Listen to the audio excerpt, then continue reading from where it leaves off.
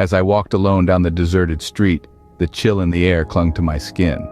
It was 3:27 in the morning, an hour when the world should be asleep. Yet here I was, stirred from my slumber by a restlessness or perhaps a desperate attempt to escape my own tossing and turning.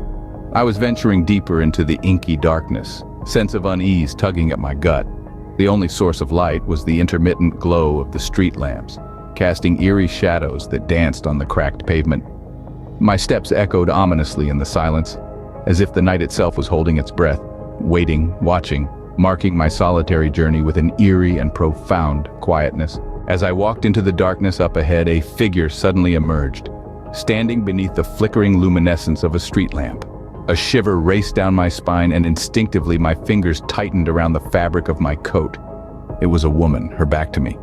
Her face was hidden, obscured by a waterfall of disheveled hair. "Hey!"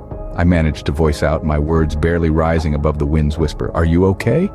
My question echoed unanswered into the night, as if devoured by its darkness. My heart pounding like a wild drum, I dared to take a step closer. "Excuse me," I tried again, allowing my voice to rise the evening's muted symphony. "Do you need help?" Yet she remained, her stillness rivaling the statues, encased within the eerie light of the street lamp. Despite the mounting fear, I felt an inexplicable force pulling me closer, drawing me into her silent world. In her tattered white gown that billowed about her like a spectral shroud, stood a woman whose hands hung limply at her sides and whose bare feet bore the signs of a long journey. A wave of panic gnawed at my mind, yet it was curiosity that compelled me to approach her. "Are you hurt?"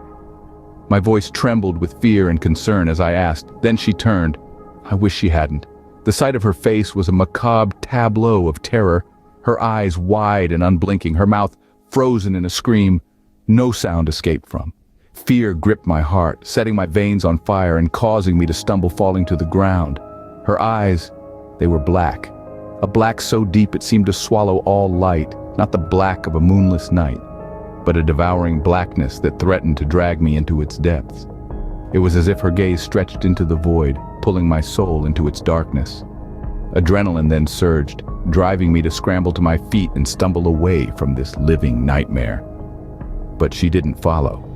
Instead, she remained where she was, beneath the flickering street lamp, her haunting gaze unwaveringly fixed on me, as though she was waiting for something or someone. My ragged breath echoed in my ears, the only sound audible in the eerie silence as I turned a corner, finding myself lost on yet another desolate street. A chilling realization washed over me, a cold worse than the biting wind. I had no idea where I was. Endlessly wandering, the labyrinthine city held me captive in its icy grip. My journey, it seemed, was far from over.